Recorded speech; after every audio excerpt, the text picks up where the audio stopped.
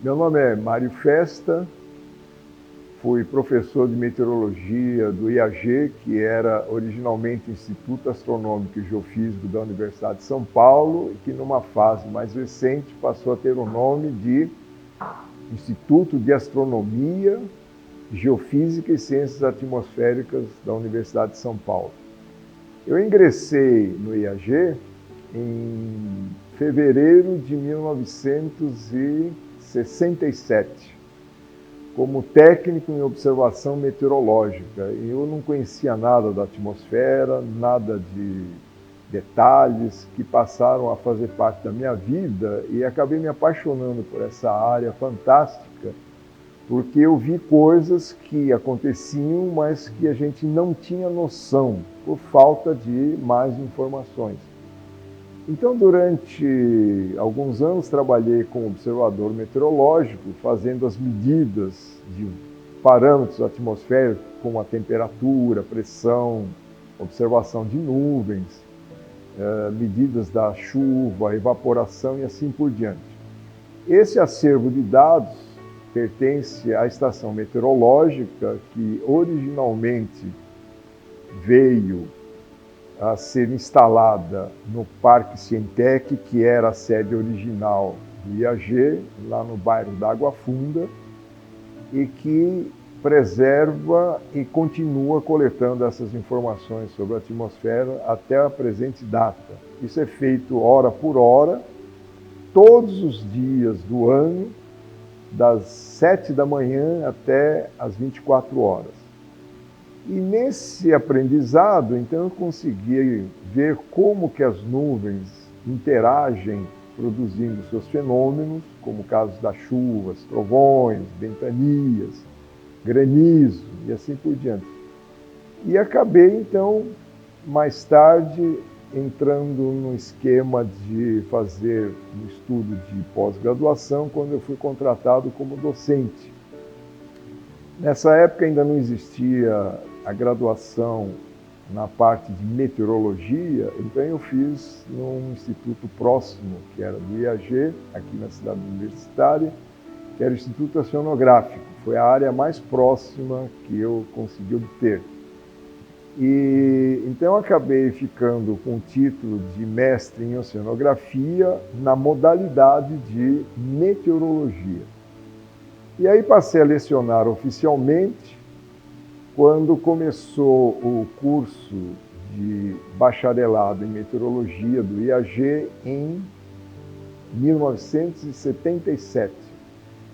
E eu tive o privilégio, antes de me aposentar, de ter sido o único docente a ter dado aula para todas as turmas, desde 1977 até a minha aposentadoria recente, que foi no ano passado. Participei de um importante projeto que o Brasil desenvolveu com a participação da Antártica, onde vários países já tinham as bases instaladas na região da península, e o Brasil acabou fazendo parte desse processo, instalando uma base brasileira também na Península Antártica. E tive a oportunidade, então, de conhecer esse local inóspito, mas muito interessante, que é onde se originam as frentes frias, que passam eventualmente aqui pela nossa região sul, sudeste, e que às vezes se estendem até, em casos muito particulares, até o Ceará, como já houve a famosa frente fria, que foi parar nas regiões de Fortaleza, isso em 1975, provocando uma geada gigantesca em vários pontos do nosso território. A meteorologia como ciência é uma área fascinante porque ela lida com todos os fenômenos que ocorrem na atmosfera. O próprio nome meteorologia vem do termo grego meteoro, que é fenômeno ligado à atmosfera. Então, a palavra meteoro em grego, que tem um sentido estrito de suspenso no ar, foi aplicado na meteorologia como sendo um estudo de todos os fenômenos que ocorrem entre a superfície do solo até onde a atmosfera existe. A atmosfera comum que nós respiramos, ela tem uma altura mais ou menos de uns 10 quilômetros em média, onde 90 ou 95% dos fenômenos que nós conhecemos ocorrem dentro desse patamar. Mas existe a atmosfera mais rarefeita que provoca outros tipos de fenômenos acima dos 10 mil metros, né, que vai até, não se sabe exatamente aonde ela termina. Pode ser 500, pode ser 600, 700 quilômetros ou até mais, como já se conseguiu comprovar. Eu tive a oportunidade, então, além de ensinar, também de aprender essa parte da meteorologia como docente, onde eu tive que me atualizar constantemente, e continuo fazendo isso até hoje, aprendendo a entender fenômenos complicados, fenômenos que às vezes acontecem uma única vez e que poderão talvez se repetir no futuro, ou mesmo as chuvas intensas, que têm uma periodicidade que pode ser estudada. Então, existem chuvas que têm uma intensidade muito, muito fora do padrão em determinada época, que tem o chamado tempo de recorrência. O que é o tempo de recorrência? É o tempo que ela pode demorar para voltar a acontecer com a mesma intensidade ou uma intensidade próxima daquele valor anterior. Esses períodos geralmente são longos, então existem estudos que mostram essa possibilidade de fazer um cálculo de quando essa chuva específica teria chance de retornar. E algumas dão como resultado, por exemplo, 70 anos, 100 anos, 150 anos. Algumas chegam até 250 anos de espaço, de tempo para que volte a se repetir com uma intensidade mais ou menos igual. São fenômenos anômalos, mas que ocorrem em meteorologia. Eu tive a oportunidade de conhecer uma pessoa que me contagiou muito, principalmente com a parte de aulas e a preservação dos instrumentos meteorológicos antigos, que foi o professor Paulo Marques dos Santos, meu primeiro professor, que deu aquelas aulas iniciais e eu pude aproveitar bastante para poder depois saber como conduzir os próximos cursos das disciplinas que eu abordei durante o curso de bacharelado. E o professor Paulo Marques, então, fez parte desse contexto, no sentido de que ele me ensinou esse processo de aprendizado sobre como fazer as observações meteorológicas, como anotar tudo isso em folhas especiais, folhas adequadas, que hoje fazem parte do arquivo da Estação Meteorológica, desde a época da fundação, que foi em janeiro de 1932, tendo, portanto, completado 90 anos agora em novembro do ano passado. Coincidentemente, de uma forma até muito triste, o professor Paulo Marques também faleceu no ano passado, em meados de agosto, aos 95 anos de idade, ainda lúcido, porém com uma doença que se agravou e acabamos perdendo essa preciosidade, que ele era uma memória viva do IAG. E parte dessa memória ele conseguiu transmitir para mim e outras pessoas que tiveram contato durante toda a sua existência. Com o incentivo dele com relação à preservação de instrumentos antigos, eu também aprendi a fazer a restauração dos próprios instrumentos em uso na estação. Então, quando eles ficavam já com sinais de deterioração, eu dava um jeito de arrumá-los, fazer pintura nova, de restaurá-los de uma forma mais próxima do original. E foi um aprendizado muito interessante. Houve um período em que o próprio professor Paulo também participava das observações, apesar de ele ter chefiado durante 48 anos a estação meteorológica do IAG, mas por necessidade e falta de mão de obra, foi obrigado também a continuar fazendo as observações como todos os demais técnicos que passaram por lá. E essa fase, numa parte mais recente da história da estação meteorológica, ocorreu na década de 90, quando vários observadores saíram porque eram estudantes, terminaram o curso e foram trabalhar na área em que haviam se formado. Então, de repente, houve um branco, né? Ficou um vazio de observadores. E aí eu, que não era mais observador, junto com meu colega, que também foi professor, Frederico Luiz Funari, e o engenheiro Sérgio Salum, acabamos, por amor à arte, né? Por amor à profissão, tampando os buracos, fazendo o preenchimento da escala com a nossa mão de obra, enquanto não se encontrassem os eventuais substitutos que ocorreram só depois de 4 ou 5 anos. Então a estação voltou a funcionar na década de 90, na condição normal, praticamente depois de 5 anos, com todos os funcionários completando o quadro. E mesmo durante o período da guerra que houve, a estação não parou de trabalhar, não parou de funcionar, porque ela dependia dos dados que eram registrados nos aparelhos específicos, como, por exemplo, um termógrafo, um barógrafo, um higrógrafo, que é um registrador de umidade, porque os diagramas originais eram importados da Alemanha. E com a guerra, a importação parou. Então, a criatividade do brasileiro é tão boa que nessa época resolveram usar papel vegetal colado sobre um diagrama original para ver a escala, e assim durante muito tempo se usaram esses recursos para que as partes que eram registradas não fossem interrompidas devido a esse problema da guerra. Isso tudo está guardado e preservado dentro do arquivo que a estação tem até hoje.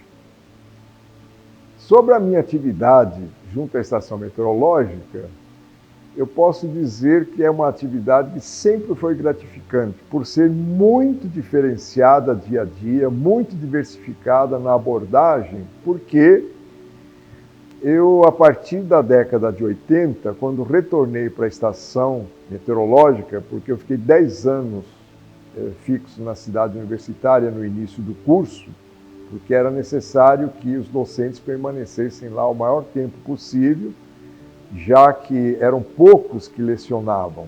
Então havia necessidade de a gente ter um contato com os alunos mais a miúde. Então, durante 10 anos eu permaneci na cidade universitária e retornei em 87 para a estação meteorológica, e lá eu implantei um esquema de visitas para que as escolas e particulares conhecessem uma estação meteorológica que serviu de base até para os alunos que iam visitar com as suas professoras, para se incentivarem a fazer uma feira de ciências. Então, nós cedíamos o equipamento de reserva que servia como suporte para fazer uma demonstração ao vivo nas feiras de ciências em várias escolas da capital. E semanalmente, então, instituímos 2 dias de atendimento de visitas que englobavam os alunos da 5ª série até curso superior.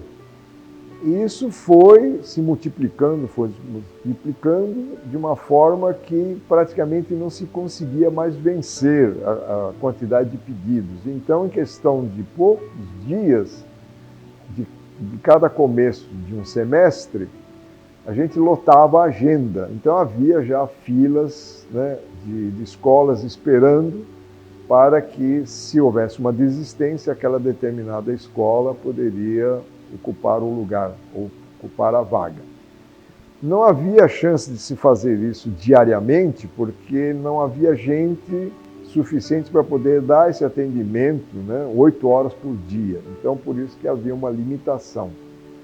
Mas esse panorama foi sendo mantido e anualmente nós recebíamos milhares de escolas de todos os lugares, inclusive muitos fora do estado e do próprio interior de São Paulo.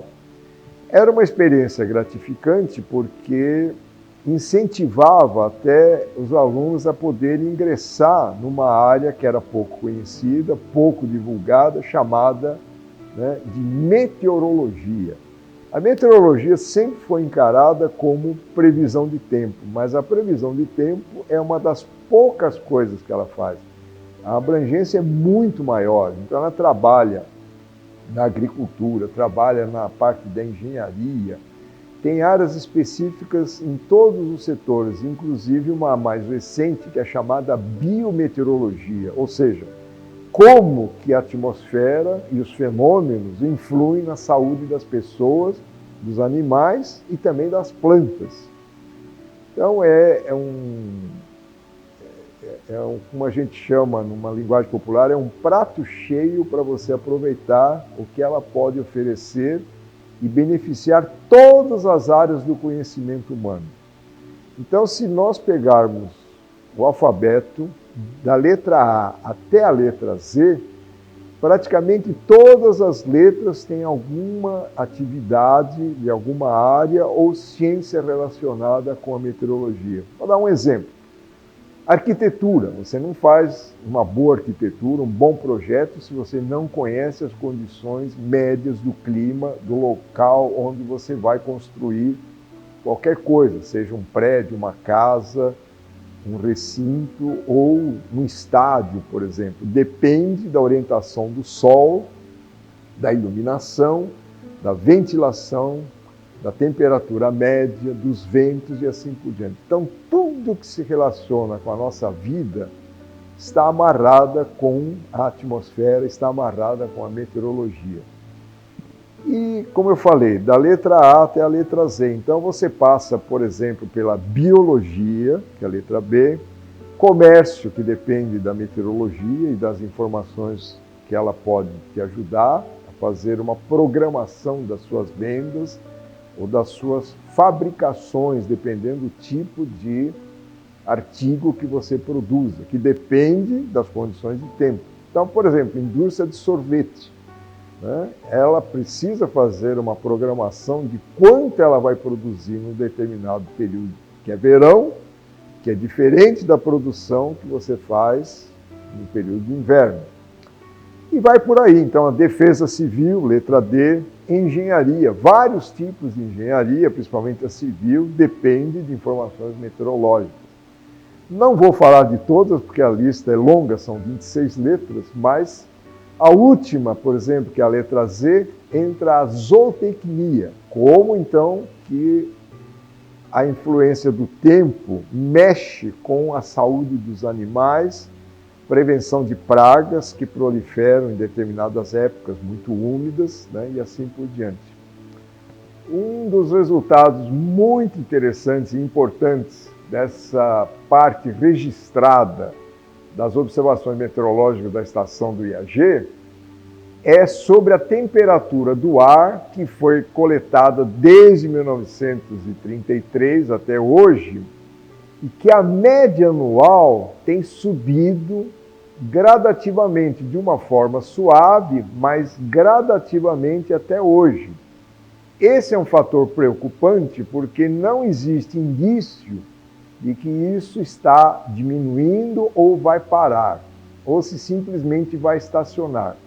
Mas o resultado dessa análise chama atenção porque em quase 90 anos, até que foi feito o último fechamento de década, a média da temperatura da capital de São Paulo, nesse local, subiu 2,2 graus.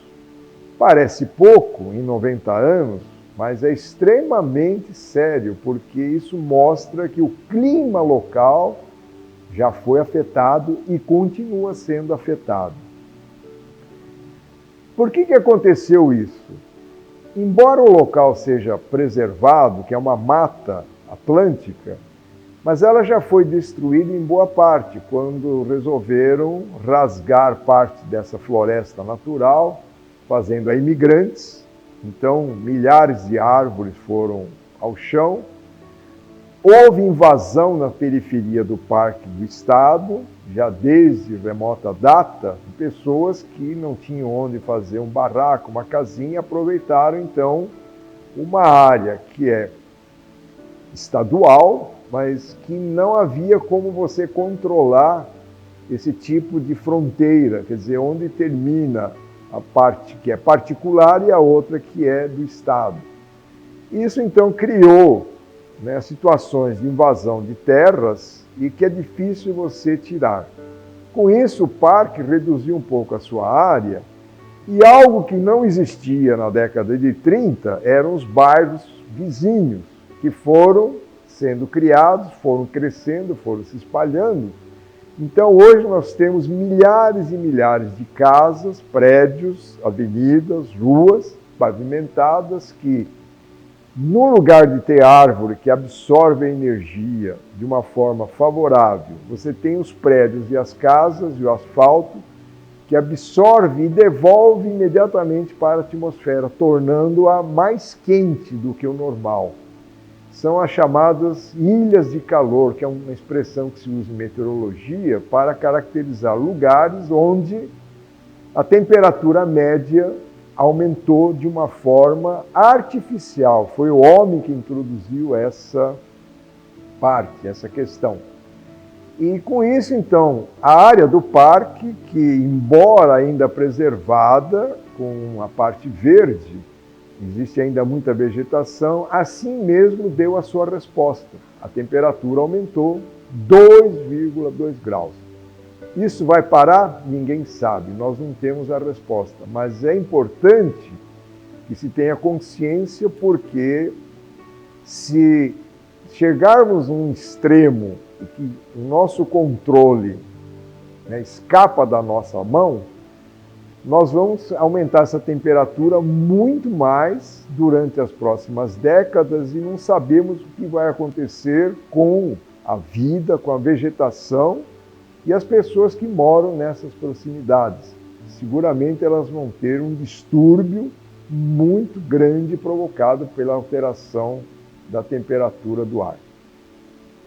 Cumpre esclarecer que quem trabalha em meteorologia lida com uma área específica, que é a mais conhecida, a mais divulgada, que é a área da previsão do tempo. Isso por quê? Porque todos nós somos dependentes do tempo. Então, quando você acorda, você já quer saber que tempo vai fazer, porque você tem que usar uma roupa que seja adequada. Se vai ser frio, se vai ser calor, se você vai enfrentar chuva ou não.